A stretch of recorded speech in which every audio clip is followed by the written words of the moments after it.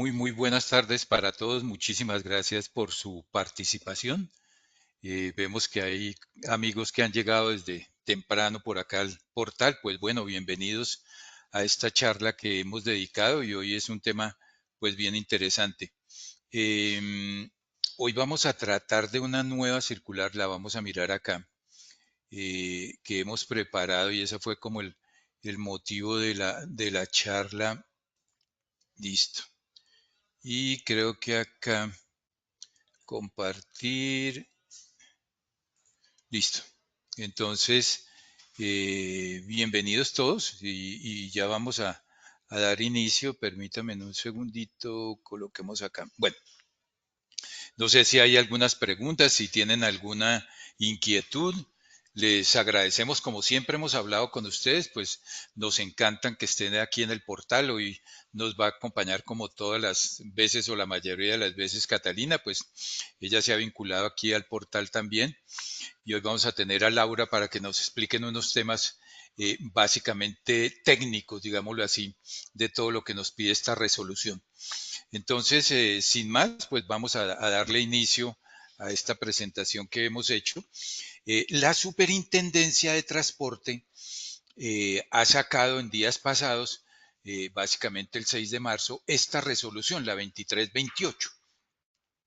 Y esa resolución pues es de carácter obligatorio para todos los vigilados, ¿sí? Todos los vigilados por esta superintendencia pues tendrán de manera obligatoria, como lo vamos a ver acá, que aplicar todos los conceptos y todos los numerales que resuelven, digamos, la resolución en mención. Eso significa que si alguno de ustedes o alguna de sus empresas pues trabajaba antes con el CIPLAF, ¿sí? Tendrán que convertirlo a este nuevo modelo que es el SAGRLAF. ¿De acuerdo? Entonces, es importante que ya algunos de ustedes habían tenido o estaban manejando, digamos, el tema de lo del CIPLAF, pero a continuación, de acuerdo a esta resolución, pues tendrán que hacer los cambios correspondientes. Entonces, de eso se trata. También se trata, como lo vamos a ver, del análisis de todas las operaciones sospechosas, inusuales que se presenten, ¿sí? Eso pues básicamente también tendrán que considerarlo y en su momento es ver el origen de la transacción, la forma, el tipo de cliente, si se le hizo debida diligencia o no se le hizo debida diligencia. Entonces, eso es lo que vamos a tener que ver. Muy bien. Y algunas personas siempre nos han preguntado, bueno, pero ¿ustedes quiénes son? Bueno, Enlace Global, pues básicamente tenemos como una misión ese deseo de compartir conocimiento, ¿sí? Y generar conexiones humanas. Algunos de ustedes, pues, son clientes de nosotros, vienen de vieja data también. Algunos de ustedes han querido participar en estos conversatorios. No solo lo hacemos acá de temas de riesgo, lo hacemos de análisis de datos. La vez pasada lo hicimos de un tema tributario importante. Y pues no solo somos una firma de consultoría, también somos una comunidad de expertos apasionados por las áreas administrativas, financieras, contables y queremos brindar claridad y seguridad a quienes confían en nosotros. Hay muchos clientes que son importantes seguidores de nosotros y nos entregamos, queramos transformar conocimiento. Ayer y en su momento va a quedar en el canal para aquellas personas que no lo conocen o de pronto el blog, Catalina ahorita nos comenta, hicimos una muy interesante charla de todo lo que es inteligencia artificial que ustedes deben comenzar a conocer y entonces va a quedar colgada ahí en el portal para que ustedes comiencen a trabajar con eso. Nos encanta trabajar conjuntamente con nuestros clientes con el fin de brindar nuestro conocimiento. Y también, pues hemos desarrollado software, digamos, para todo el tema de análisis de riesgos, de debida diligencia, mapa de riesgos, formularios para que lo tengan sus clientes y sea de una manera muy sencilla lo que ustedes pueden tener en esa parte. Entonces, eso es lo que hacemos nosotros. Nos encanta los viernes hacer, digamos, estas charlas, generarles conocimiento, actualizarlos en los temas que son importantes para ustedes y su sector.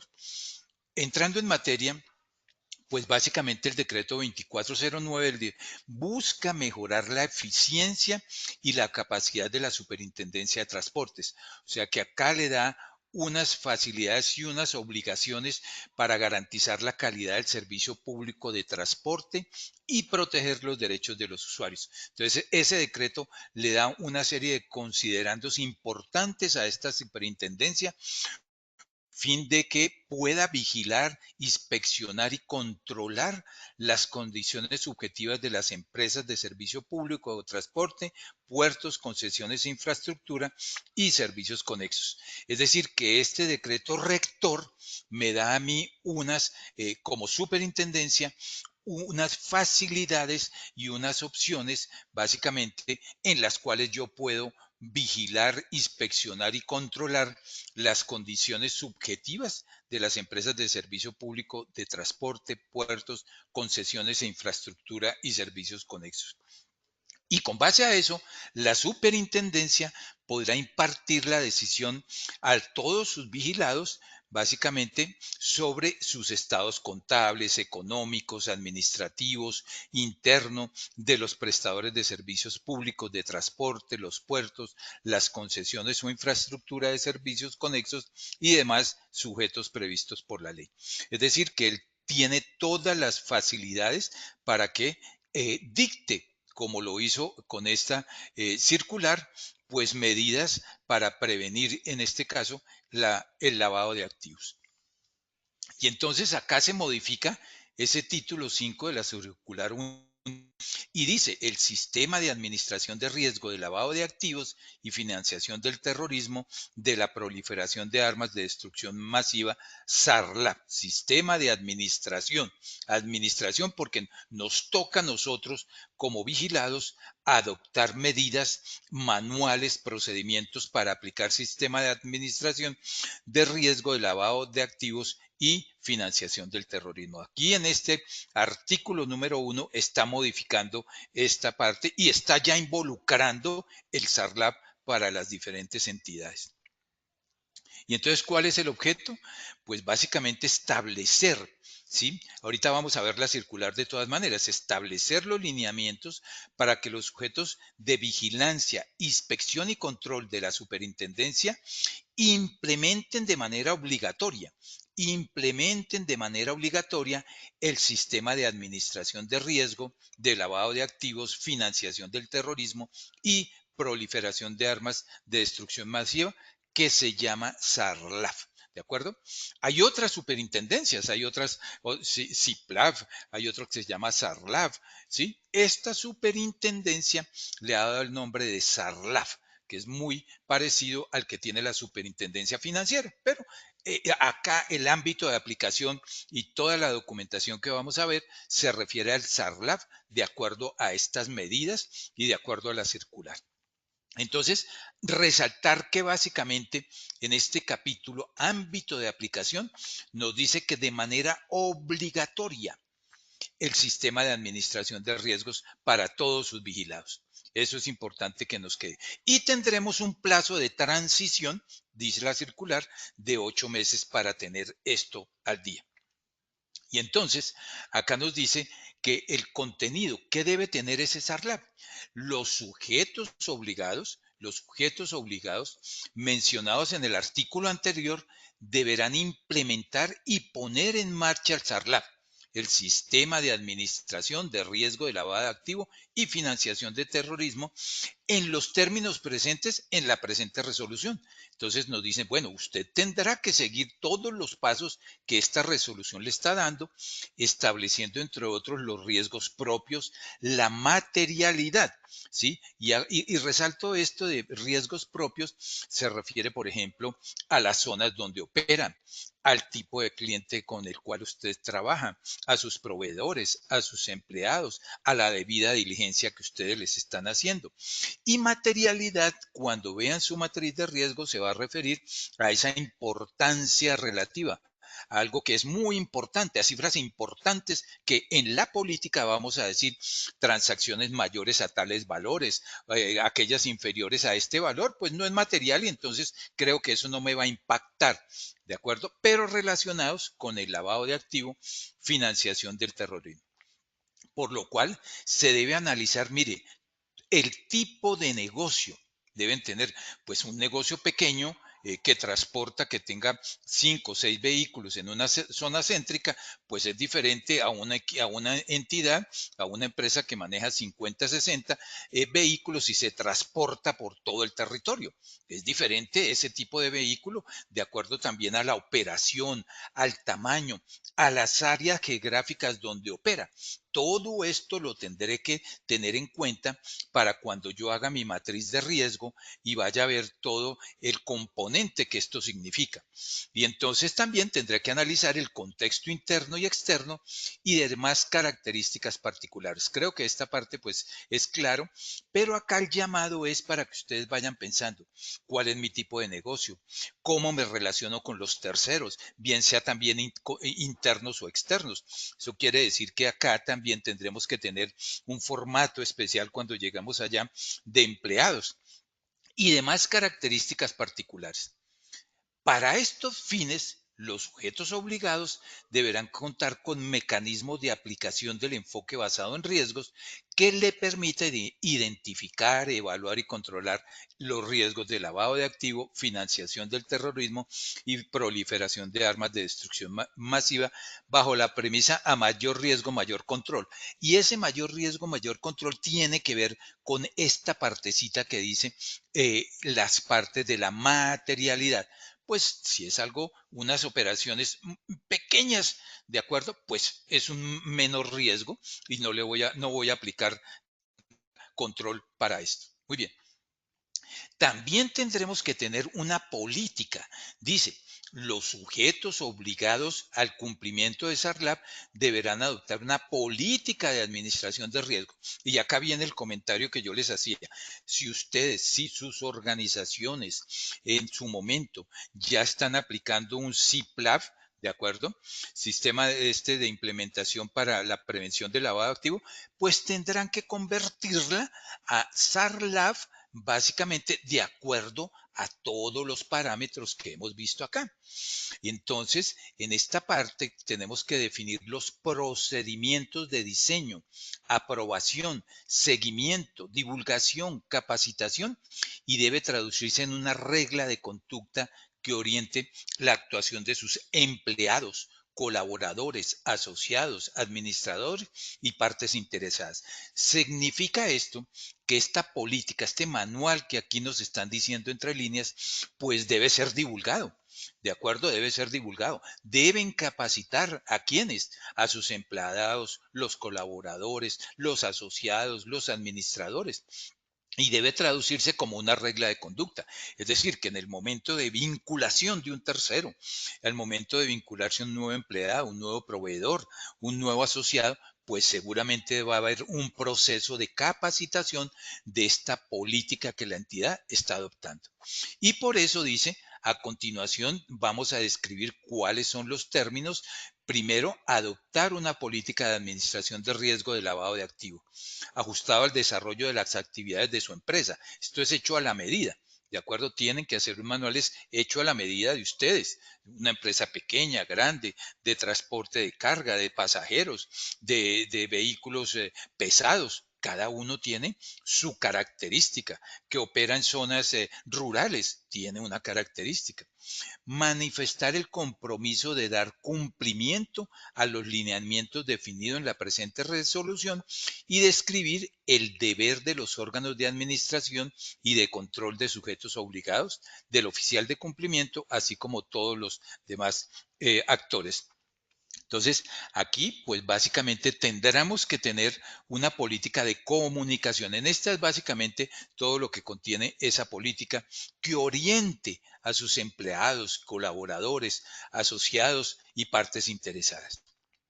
Muy bien, ¿qué significa eso? Pues que van a tener una política de SARLAB ¿sí? Que contenga, por ejemplo, unos aspectos generales, unos objetivos, ¿sí? Unos objetivos específicos, el alcance, hasta dónde llegará esta política, a quién va a aplicar, ya lo veíamos, a los proveedores, a los empleados, a los terceros, a los asociados, quién es el responsable de este cumplimiento, cuál es la política de prevención para él, cuál es el perfil de riesgo aceptado, hasta dónde ustedes aceptan riesgo, caso temas materiales, y cuáles son las fuentes de riesgo, ¿sí? No, lo que pasa es que yo trabajo mi empresa está ubicada en unas zonas de difícil acceso, es marítima, bueno, todo lo que ustedes tienen y que conocerán.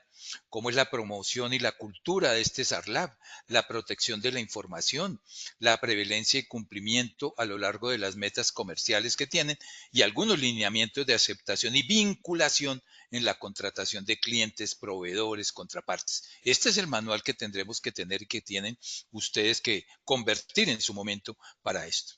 Muy bien. Y en esta parte, digámoslo así, los aspectos generales, pues ¿cuál es el objetivo?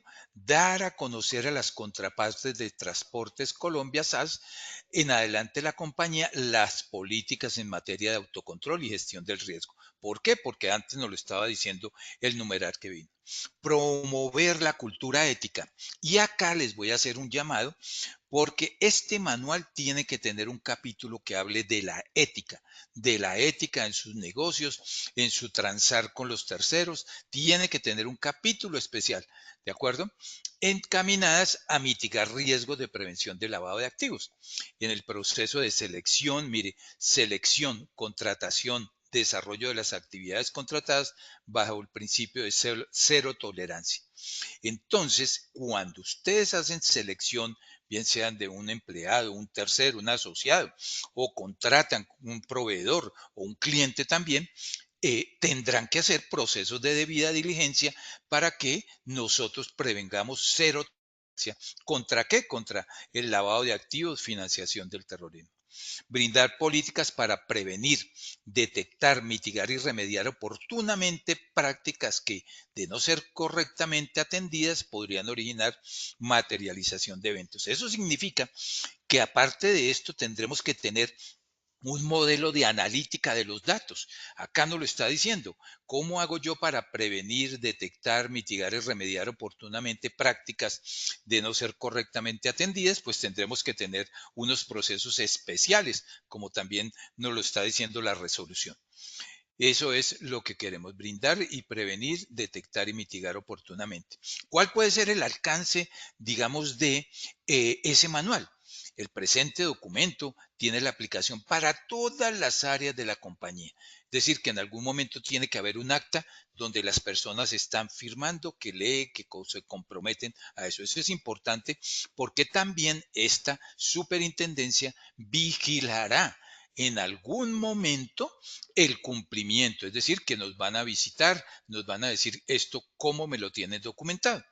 Es de obligación, es de obligatoria divulgación y conocimiento entre los directivos. Pues, ¿cómo digo yo que esto se conoce si no he hecho el manual y no tengo actas de las capacitaciones de todos los procesos que tenemos para con directivos, colaboradores, contratistas, proveedores y clientes? ¿De acuerdo? Debe permanecer a la vista para la consulta inmediata y debe aplicarse en el relacionamiento con cualquier individuo perteneciente a los diferentes grupos de interés definidos por la compañía. Entonces, esto sí es muy importante para que ustedes lo tengan. Tiene que hacer actas de los procesos de capacitación, firmadas bien sea por los directivos, los colaboradores, los contratistas, los proveedores o los clientes, ¿de acuerdo? Y permanecer a la vista de cualquier persona. Eso, por lo general, las empresas lo colocan o lo están colocando también en un sitio web de la empresa. Y hablábamos del código de ética. Mire, el artículo en el 5.7 nos dice código de ética y conducta del SARLAB. Los sujetos obligados deben incorporar un código de ética y de conducta en materia de administración de riesgo de lavado de activos, financiación del terrorismo. ¿Sí? Entonces, este código de ética, pues están obligados, de acuerdo, a incorporarlos dentro de su manual. Debe haber un capítulo especial que me hable de estas políticas de administración del riesgo, ¿sí? De compromiso de compromiso de la administración para nosotros tener ese código de ética. Y también nos hablan de cuáles son las obligaciones del máximo órgano, digámoslo así. Entonces dice el máximo órgano o la junta directiva, ¿sí? El objetivo principal será asignar obligaciones a este órgano social o junta directiva respecto al SARLAP. Y para eso, pues básicamente, mire lo que tiene que tener todas las obligaciones del máximo: aprobar la política de administración, es decir, su manual en el cual vamos a definir esta política. Aprobar el manual de procedimientos, aprobar el código de ética, aprobar el SARLAB y sus actualizaciones, porque seguramente en un año o 2 años esto va a ir cambiando, va evolucionando. La empresa operaba en ciertas áreas, en 2 años va a operar con estos o con otros equipos. Entonces, esa es una obligación de actualizarlo. Seleccionar y definir y designar el oficial de cumplimiento. Ellos son el máximo órgano quien tendrá que velar básicamente por la designación del oficial de cumplimiento, que en la circular dice también que puede ser una persona externa. Evaluar y analizar oportunamente los informes sobre el funcionamiento del SARLAB, sobre las propuestas de correctivos y actualizaciones del presente que presente el oficial de cumplimiento. Analizar oportunamente reportes presentados por el representante legal, ordenar y garantizar los recursos técnicos, logísticos, humanos necesarios para implementar y mantener este SARLAB, y establecer pautas de determinar los responsables para hacer por lo menos mínimo una auditoría al año. Debe ser obligación del oficial de cumplimiento hacer como mínimo una auditoría de esto. También lo podrá hacer el área de control interno, también lo podrá hacer en su momento la revisoría fiscal. Pero acá el representante legal también tiene unas funciones del efectivo funcionamiento del SARLAB. Presentar para la aprobación del máximo órgano social el SARLAB y sus actualizaciones, estudiar los resultados de evaluación de riesgos, asignar de manera eficiente recursos técnicos y humanos, verificar que el oficial cuente con la disponibilidad, capacidad necesaria para desarrollar sus funciones, prestar efectivo y eficiente y oportuno apoyo al oficial de cumplimiento en el diseño, dirección, supervisión. Quiere decir que el representante legal también tendrá que irse involucrando en todas esta serie de acciones. Certificar que el oficial de cumplimiento reúne los requisitos exigidos por la presente resolución y deberá informar por escrito a la Superintendencia de Transporte dentro de los 10 días hábiles siguientes a su designación. ¿Sí? Remitir la hoja de vía y garantizar la designación del nuevo oficial de cumplimiento ante la falta absoluta en los 15 días hábiles siguientes. Muy bien. Y acá, pues, están las obligaciones del oficial de cumplimiento, pues, velar por el cumplimiento del SARLAB, diseñar y actualizar el SARLAB, desarrollar auditorías sobre el funcionamiento por lo menos una vez al año, garantizar las actualizaciones, ejecutar el desarrollo de programas internos de capacitación, evaluar los informes presentados por la auditoría interna o quien ejecute esas funciones o lo haga también, y certificar ante la Superintendencia de Transportes el cumplimiento de lo previsto en la presente resolución. Sí, ahí les dejo más o menos. Acá también es muy importante, dice procedimiento de conocimiento del cliente. Entonces dice, los sujetos obligados deberán implementar un formato de vinculación de clientes, el cual deberá incluir como mínimo la siguiente información, bien sea persona natural o jurídica, en este caso jurídica, la razón social, el número de identificación, certificados de existencia y representación, actividad económica, declaración de origen de bienes, domicilio, bueno, una serie de información que en su momento pues ustedes pueden tener para que lo puedan desarrollar acá en esta partecita. Lo mismo una persona natural o extranjera, nombre, número, tipo de documento, lugar, fecha, pues podrán tener esos documentos. Muy bien.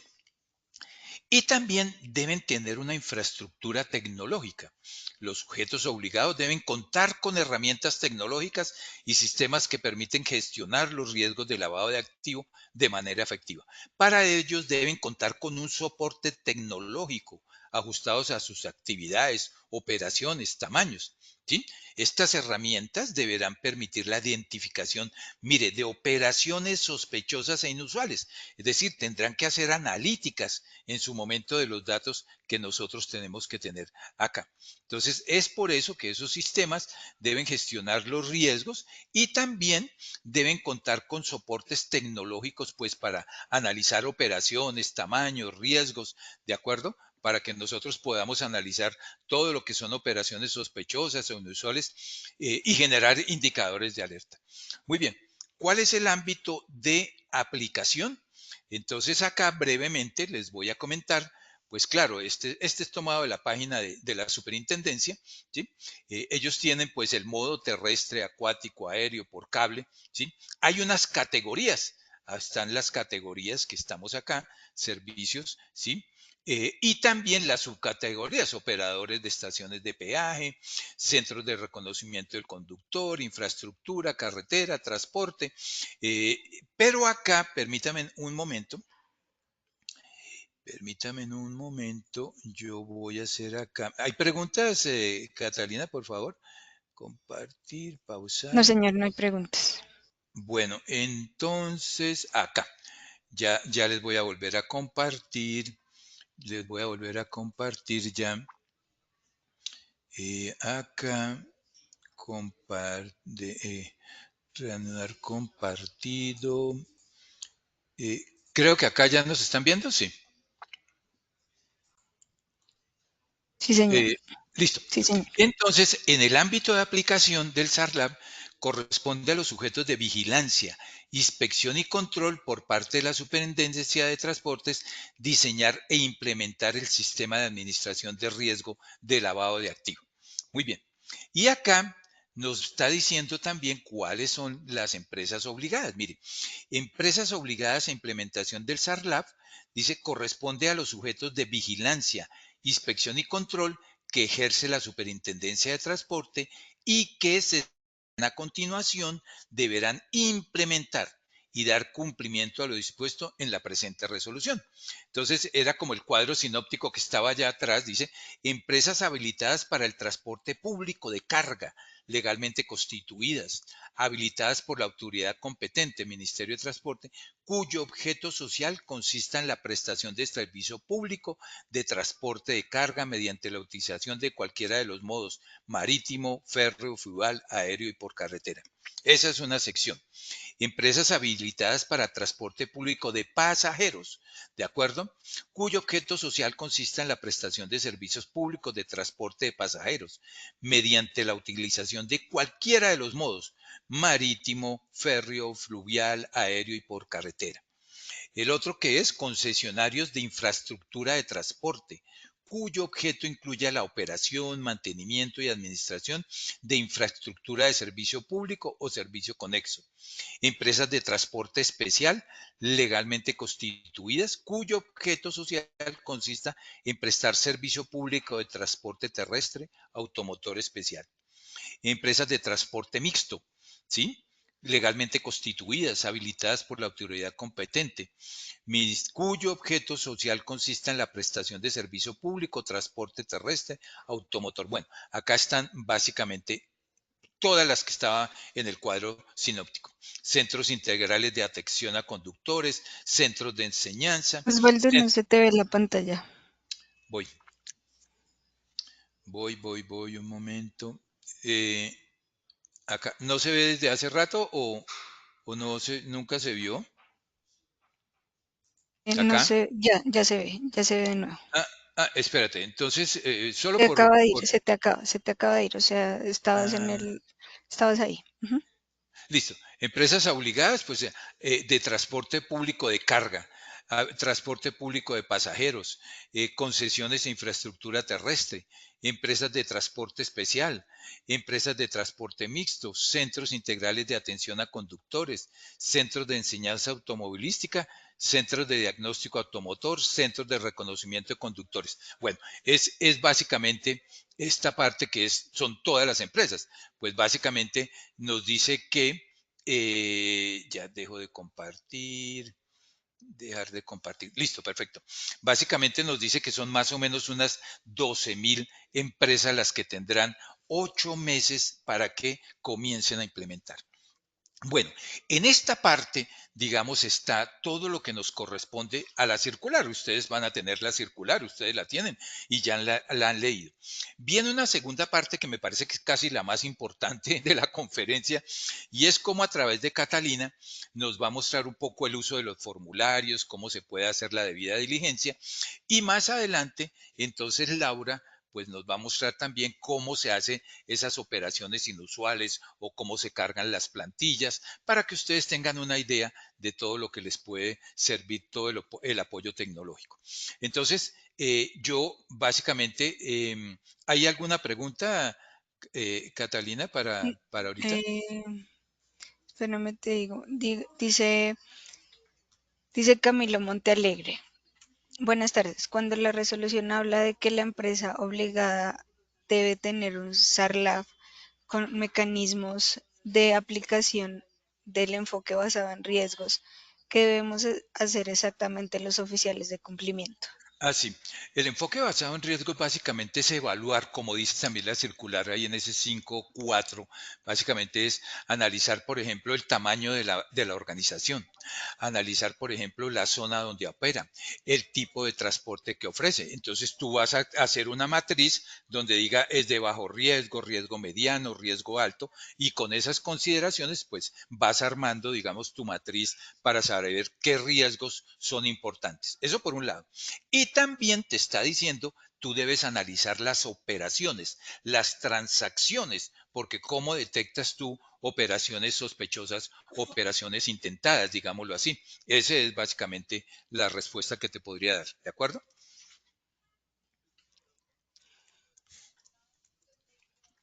Bueno, Listo, Osvaldo. Aquí ya están viendo mi pantalla. así, ya estamos viendo tu pantalla. Bueno, yo los dejo y les agradezco inmensamente. Muchas gracias, Catalina, por la presentación y el apoyo que nos brindan, pero creo que la segunda parte pues va a ser más importante para acá estamos viendo ya todo y muchísimas gracias a cada uno de ustedes, pues muy, muy amables, a Ángela, a Camilo, a Carlos Arturo, a Carmen, a Claudia, a David, bueno, a Esteban, a Janet, muy, muy amables, que estén muy bien, buena tarde. Yo Chao, voy a Osvaldo. abandono acá la reunión, ¿cierto? Sí. Creo que solo cierras la Cierro el pestaña. computador. Listo. Ujú, sí, sí. Bueno, gracias, que estén bien. Ay, espérame. Buenas tardes a todos, un gusto. Espero que este espacio que nos brindó Osvaldo haya sido de mucho provecho para todos. Sé que al principio de las... Espérame un segundo, que necesito sacar... Espera, espera un segundito. Listo. Sé que al principio las circulares parecen como un poco complejas, no es tan fácil de entender a la primera, en especial, por ejemplo, para el ámbito de las aplicaciones de oficiales de cumplimiento. Lo que también nos está llevando a ver es que quienes son oficiales de cumplimiento de varias empresas pueden empezar a ser entonces oficiales de cumplimiento también de SARLAF en este tipo de empresas. Como mencionó Osvaldo, pues es un ámbito también de aplicación enorme en el cual pues ya salen a ver más o menos 12.000 empresas disponibles para ser oficiales. Entonces, bueno, les voy a compartir pantalla para que puedan ver riesgos, que es una parte de la que Osvaldo les habló. Nosotros tenemos a Riesgos 365 que les puede empezar a ayudar a hacer todo el proceso de la debida diligencia de una forma más automatizada. Si bien es cierto, cada vez que sale una circular, tenemos que estar incluso más a la vanguardia para temas de actualizaciones, digamos, de las nuevas normativas y de cómo nos van a empezar a pedir los datos de los clientes. Entonces aquí les voy a mostrar un poco de nuestro formulario. Aquí si se dan cuenta pueden elegir quién es y pues nos ayuda de una forma muy fácil a hacer la debida diligencia. En este caso, pues les voy a mostrar como nuestra debida diligencia, que se supone que es como la forma en la que ustedes tienen que empezar a usar. Miren, puede ser español, inglés, ustedes deciden el idioma y pues nos da muchos campos. ¿Por qué es tan importante esto?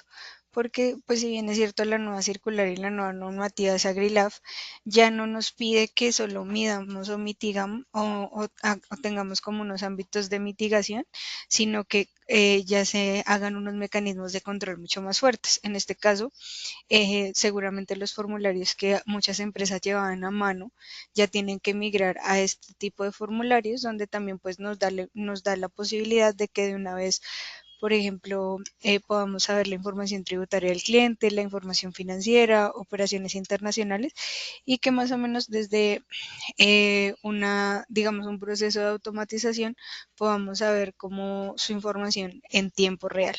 También sabemos si ellos se declaran PEP, y aquí pues también tenemos el valor agregado, que pues esta firma nos va a permitir tener una firma digital simple, la cual pues también en su momento nos va a ayudar, por ejemplo, al cumplimiento de la circular en la cual nos dice que tenemos que tener como herramientas tecnológicas.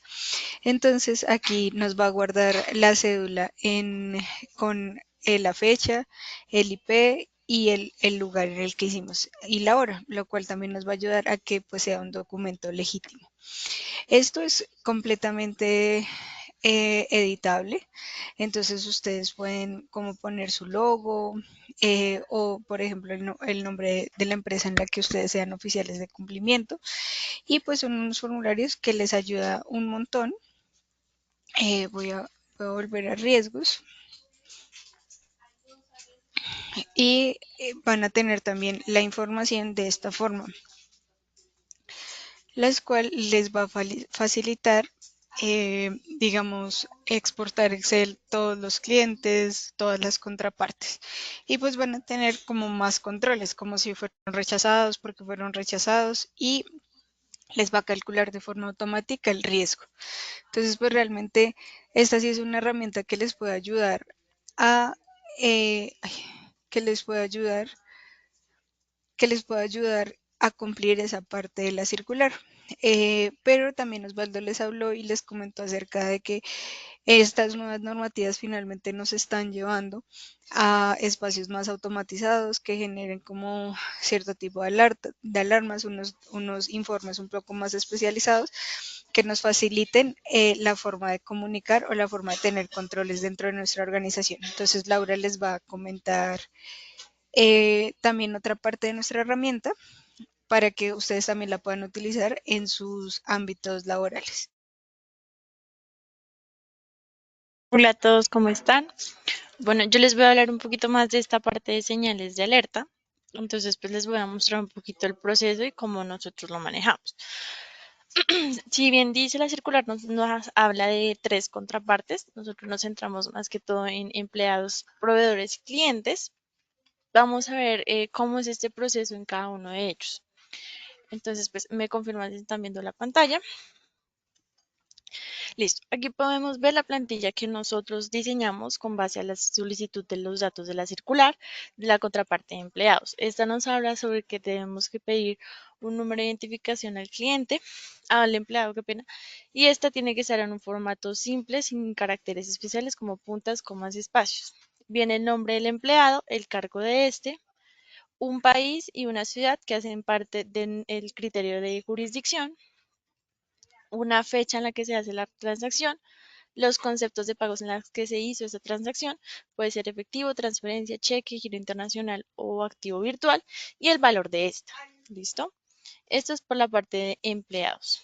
Por la parte de la contraparte de proveedores, lo que nosotros podemos ver, ahí, lo que nosotros podemos ver es que aquí es un poquito más específica la información. Entonces vuelve a pedir una fecha de transacción, un número de identificación y un nombre del proveedor, una actividad económica principal y secundaria. En su caso de que solamente presente una de las dos, pues se llena el campo.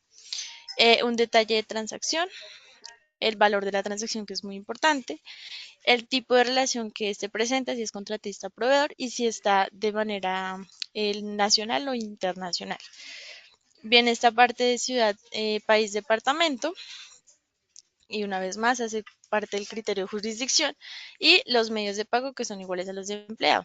También solicitamos un tipo de persona, en este caso puede ser natural, jurídico, estatal, y en el caso de ser una entidad privada o pública, se solicita también el tipo de persona, mixto. ¿Listo? Por parte de los, por parte de los clientes, pedimos una información similar a la de proveedores. Entonces, esta una vez más solicita una fecha de transacción, un número de identificación y un nombre, una actividad económica principal, el nombre del funcionario responsable de la venta, el valor de la transacción, los conceptos de pago que se manejan de la misma manera, país, ciudad y departamento. El tipo de persona que cambia, solamente se acepta tipo natural o jurídico, un canal de distribución que puede ser directo o indirecto y un medio de venta físico o virtual. Una vez nosotros recibimos esta información por las plantillas, se realiza un proceso de datos, de limpieza de datos interno. Y una vez ya realizado, lo que hacemos es venir a nuestra plataforma de riesgos, la presento una vez más, y en la sección cargar información realizamos el proceso de carga de datos. Una vez esta ya está cargada en la plataforma, lo que hacemos es hacerle un proceso analítico por medio de unos criterios y sacamos 4 informes, uno por cada contraparte y uno general. Nuestro informe por clientes o la contraparte de clientes la pueden visualizar por medio de la plataforma.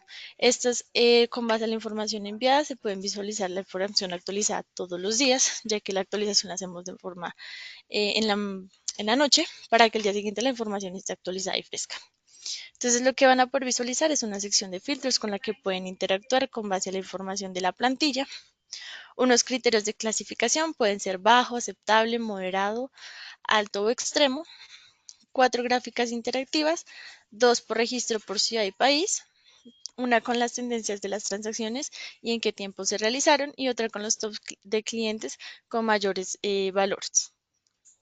En la parte de abajo pueden ver una tabla con más detalles de la tabla. Podemos sacar el año en el que se hizo la transacción y el mes, qué cliente con número de identificación, el país y la clasificación de este, si es cooperante, no cooperante o paraíso fiscal, ciudad, el código de la actividad económica, el tipo de persona, el medio de pago. Se resalta una vez más que una transferencia realizada en un medio de pago, cheque o efectivo, es muchísimo más riesgosa que una transferencia. El valor de la transacción y el promedio de esta. Y en parte final podremos ver en detalle estos criterios que les comentaba. Estos criterios, pues a partir de la información de analítica de datos, se sacan y pues se les da una clasificación, que son las que podemos ver en la parte de arriba. Esta primera pestaña que pueden visualizar es muy general, entonces aquí pueden ver todos los tipos de clasificaciones. En los casos de las señales de alerta nos mostrará solamente esas clasificaciones que vienen en riesgo alto o extremo. Entonces tenemos dos gráficas, una gráfica un poquito más específica por cada criterio y valor de criterio y una gráfica más general donde nos muestra la cantidad de riesgos altos o extremos que tuvimos. En la parte de abajo nos va a mostrar todos esos criterios que tuvimos en alto, siendo así criterios específicos como una actividad económica, jurisdicción, país, por montos, canales de distribuciones o medios de venta, o también por medios de transacciones, por decirlo así, que el medio de pago de la transacción, o incluso por medios de tipo de persona. Entonces, es más riesgoso que una persona de tipo natural genere una transacción de medio de pago cheque de 10 billones a que una persona jurídica lo realice por medio de una transferencia. Entonces, a partir de ese evaluado que nosotros manejamos, sacamos estos criterios y a partir de eso es una clasificación. A partir de 4 de estos criterios en alto se genera una operación inusual. Es aquí pues donde se detalla un poquito más esas operaciones inusuales que estamos generando. En este caso tenemos varios criterios, entre esos se encuentra el criterio más el monto o el promedio del 10%, criterios por monto más conceptos de pago en efectivo, porque tenemos una actividad económica en alto, también tenemos criterios por jurisdicción y un criterio por país. Entonces, a partir de eso, también tenemos medios de pago en efectivo de una persona jurídica presentados en un país como lo es Haití, que es un país no cooperante. Entonces aquí ya tenemos más de 4 criterios clasificados en alto, por lo que genera una operación inusual. Esto es por la parte de clientes. proveedores funciona de la misma manera. Manejamos 5 criterios de clasificación, como lo puede ser bajo, aceptable, bajo, medio, alto y extremo. Una vez más, una sección de filtros donde podemos interactuar, el top de los proveedores con mayores valores, las tendencias de transacciones y en qué tiempo se dieron por detalle, registros por país y ciudad, y en la parte de abajo una tabla que nos detalla toda esta información, y en la parte final los criterios que rigen por proveedores. Entonces tenemos la pestaña de señales de alerta, donde nos muestra todos estos criterios generales que nos está mostrando aquí, donde pues nos va a decir que tenemos un criterio o más en alto. A partir de eso, por eso la clasificación no sube a una clasificación baja, alta o media, sino que a partir de esas, por decir así, acumulados, nos va a mostrar en qué clasificación se genera ese riesgo y si puede llegar a ser una operación inusual. Que recordemos, a partir de 4 criterios en alto pasa a ser una operación inusual, como es el caso de acá. Entonces, por un medio de pago tenemos efectivo, ahí va un alto, tenemos jurisdicción, actividad económica, criterio más efectivo y criterio monto por promedio. Entonces aquí tendríamos 5 criterios en alto, por lo que es un riesgo alto, lo que se clasifica como operación inusual. ¿Listo? Venimos a empleados, donde pues cambia un poquito el asunto, ya que aquí nuestros criterios de clasificación parten de nuestros conceptos de pago.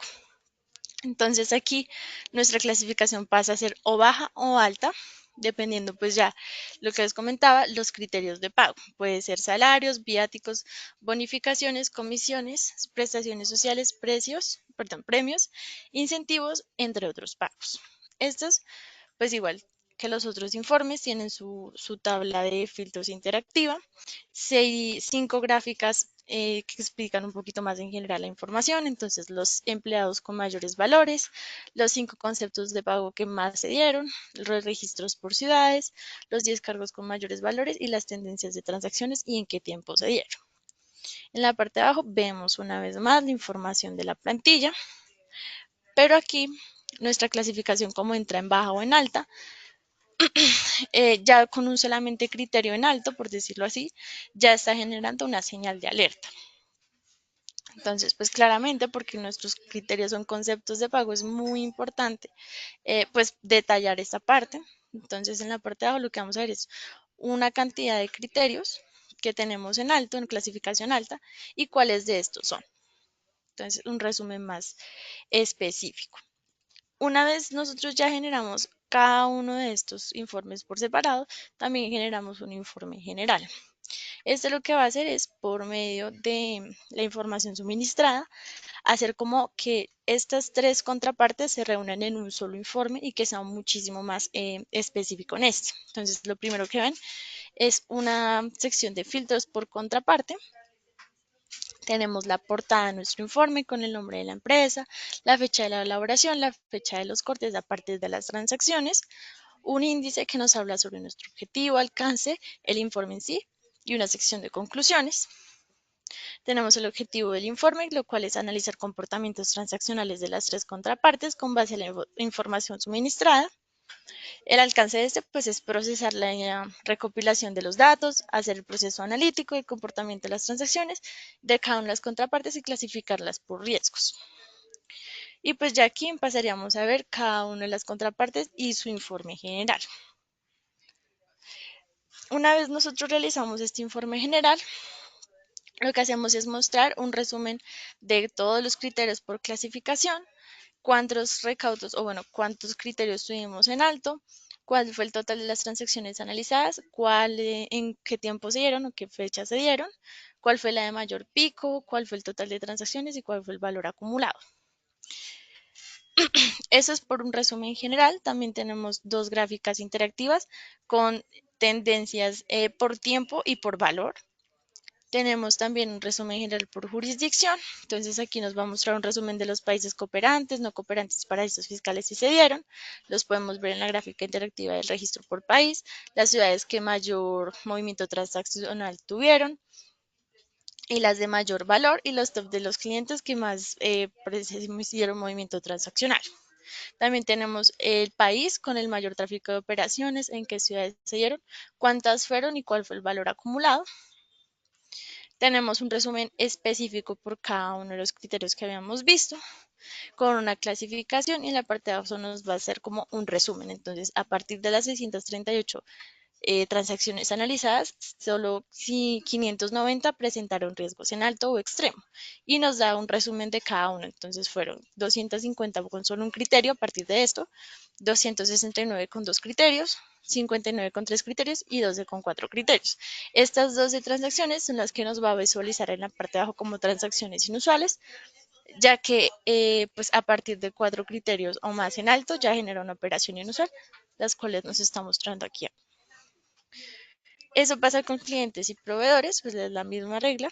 Entonces, tenemos un resumen general con la clasificación de estas, 2 gráficas interactivas, el resumen de los riesgos en alto o extremo, el total de las transacciones analizadas y en qué corte se dieron, cuál fue la de mayor pico, en qué fecha, cuánto fue y el valor acumulado, y cuál fue el mayor pico de transacción y cuál fue su valor. Por jurisdicción, una vez más, el resumen de países cooperantes, no cooperantes y paraísos fiscales, el resumen de la ciudad y del país con mayor tráfico de operaciones, cuántos fueron y cuánto fue el valor acumulado, y 4 gráficas interactivas pues con los tops por ciudades y proveedores y el registro por país. En la parte de abajo podemos ver un resumen más específico de cada uno de los criterios, y una vez más nos especifica cuántas de esas 200 transacciones analizadas fueron 136 las que tuvieron riesgos en alto u extremo, y cuántas de esas fueron acumulativos, en este caso con 86 con un solo criterio, 38 con 2 criterios, 10 con 3 criterios y 4 con 2. Esas son las que nos va a mostrar como transacciones inusuales, que son las que vemos en la parte de abajo. Y la contraparte de empleados también tiene su reporte general, en la que nos muestra los criterios, que son estos conceptos de pago. A partir de eso nos muestra el porcentaje de estas 200 transacciones, cómo se dividen en estos conceptos de pago, cuál fue las transacciones distintas al al concepto de salario, en qué fecha se dieron y cuántas se dieron, 2 gráficas interactivas en las que nos muestra las tendencias en transacciones, en qué tiempo se dieron y el valor de estas. El registro por jurisdicción, entonces tenemos 3 gráficas, una que nos muestra el registro por ciudad, el registro de los cargos con mayores valores y el registro de los empleados con mayores valores. También nos dice qué empleado en qué cargo tuvo el mayor valor de transacciones, corresponde cuánto de ese valor corresponde al salario y cuál pues está dividido entre los otros conceptos de pago. También nos muestra que en qué ciudad se dieron mayores transacciones diferentes al concepto del salario, y nos especifica en la parte de abajo el criterio de cada uno de estos. Entonces aquí lo que nos dice es que 200 de esas transacciones, 9 se dieron en conceptos entre bonificaciones, comisiones y criterios en viáticos. Entonces a partir de ese día lo que nos va a mostrar es las 9 transacciones inusuales con base a cada uno de los conceptos. Listo. Una vez nosotros generamos toda esta información por medio de riesgos, nosotros lo que también generamos es un PDF con toda esta información, la cual se envía trimestralmente a las empresas, pues para que tengan un informe gerencial. Entonces, si hay alguna duda, pues me pueden decir. Listo, Lau, muchas gracias. Bueno, yo creo que si no hay dudas podemos cerrar el espacio. Ustedes tienen nuestro contacto, nuestro correo en el mail en el que fueron invitados. La idea es que también los vamos a acompañar en esta transición. Si tienen algunas dudas, si necesitan alguna consultoría adicional, pueden contar con nosotros. Entonces, muchas gracias, Laura, y muchas gracias también a todos los que asistieron. Que estén muy bien.